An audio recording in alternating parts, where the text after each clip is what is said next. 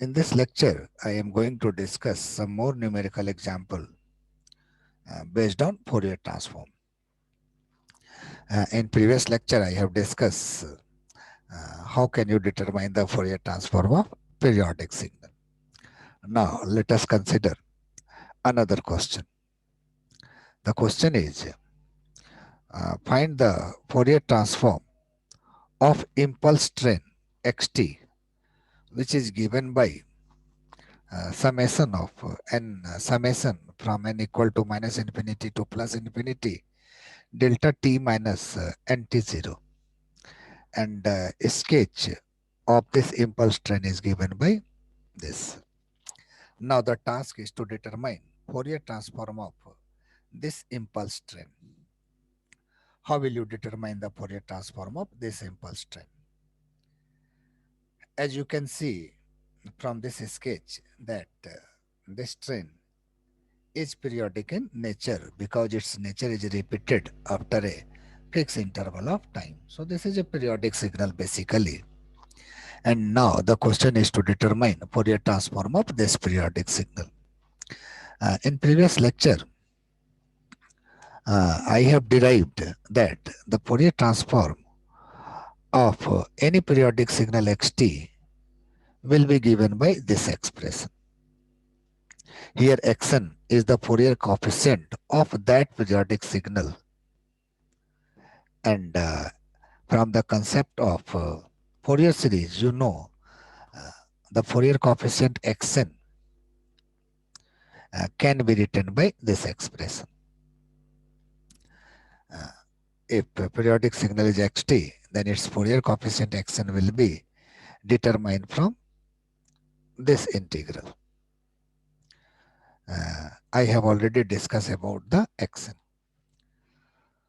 So, the main task is to determine xn for this signal, this periodic signal, and the formula, the tool from which you can determine the value of xn is this. This is the formula, and from this formula you can determine the value of xn for any periodic signal.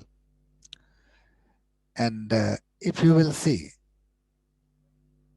this impulse train, then you can see here in between minus t naught by 2 plus t naught by 2 xt is equal to delta t. Xt is this pulse, which is equal to delta t.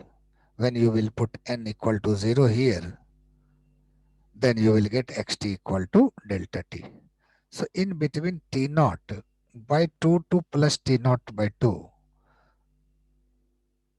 the xt will be equal to delta t. So in place of xt, you can write delta t here.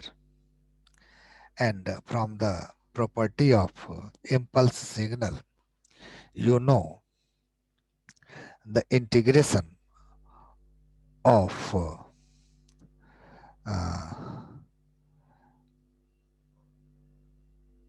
xt or yt delta t dt will be equal to y naught. Already we have derived this expression also. Here the role of yt is played by this exponential term, and when you will put t equal to 0 here, then you will get the value of this integration equal to 1. So xn will be 1 by t naught for this impulse train. And what will be the Fourier transform of this impulse train? Just you will have to substitute the value of xn here. You will get the Fourier transform of this impulse train. So Fourier transform of this impulse train will be 2 pi summation n equal to minus infinity to plus infinity 1 by t naught delta omega minus n omega naught. So this will be the Fourier transform of the given impulse train. Now I am going to discuss one more numerical example based on the Fourier transform. This is a part of sinusoidal signal which is existing in between 0 to t by 2, and the task is to determine Fourier transform of this signal. How you will determine the Fourier transform of this signal? So first you will have to write uh, the equation for xt, and this question is very important. And how will you write the Fourier transform? How you will write the mathematical expression for this signal xt? This is the signal, and you will have to write mathematical expression for this signal. So first, what will be the mathematical expression for this sinusoidal signal? If this one is x1t and this is omega t, then what will be the equation for mathematical expression for this signal? The mathematical expression for this signal will be x1t equal to, if amplitude is a, then a sine omega t, and since this signal existing only in right half of this plane, so you will have to multiply this with ut. And now what will happen if you will shift this signal by an amount t by 2 in right direction? Then when you will shift this signal in right direction by an amount t by 2, then what will happen? This positive part will appear here, and this negative part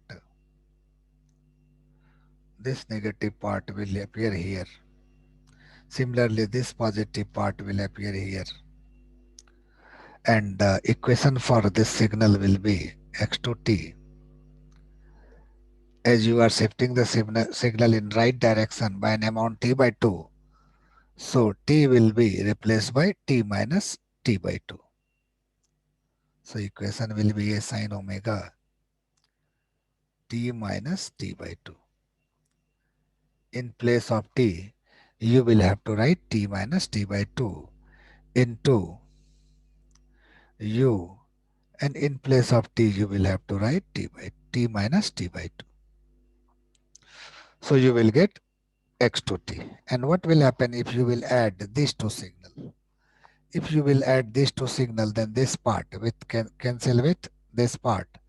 This part of the signal will cancel this part. So finally you will get only this part of the signal. So you can say x1t plus x2t.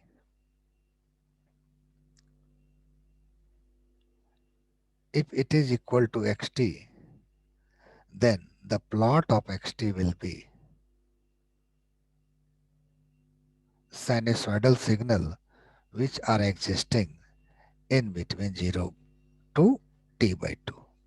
So in this way, you can get the part of sinusoidal signal. So how you will get equation for this sinusoidal, or you can say the part of sinusoidal signal. So the equation for this signal will be sum of x1t and x2t. So in this way, you can derive the equation for the mathematical expression for the given signal. And if you will assume a sine omega naught tut equal to gt, then obviously here plus sign is here. Then obviously this will be equal to gt minus t by 2.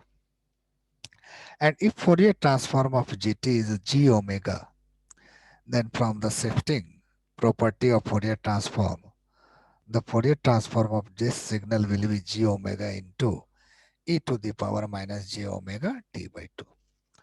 And from these two terms, you can take g omega common. So the expression will be this. And in this way, you can determine the Fourier transform of sinusoidal signal which is existing in between 0 to t by 2. But you will have to calculate g omega. And g omega is the Fourier transform of gt. And gt is a sin omega naught t into ut. gt is this. And you can write gt in terms of product of two signal. One signal is a sin omega naught t and another signal is ut. And you know from the multiplication theory of Fourier transform, multiplication property of Fourier transform. If Fourier transform of x1t is x1 omega and Fourier transform of x2t is x2 omega, then Fourier transform of the product of x1t and x2t will be equal to 1 by 2 pi convolution of x1 and x2 omega. So just you have to convolute the Fourier transform of a sin omega naught t and Fourier transform of ut. And in previous lecture, already I have derived the Fourier transform of both of these two signals. Fourier transform of a sin omega naught t will be a pi by j delta omega minus omega naught minus delta omega plus omega naught. And Fourier transform of ut is pi delta omega plus 1 by j omega. Now you will have to convolute these two signals. And then you will get the expression of g omega. And after the estimation, after the determination of g omega, you will have to substitute this g omega in equation 1.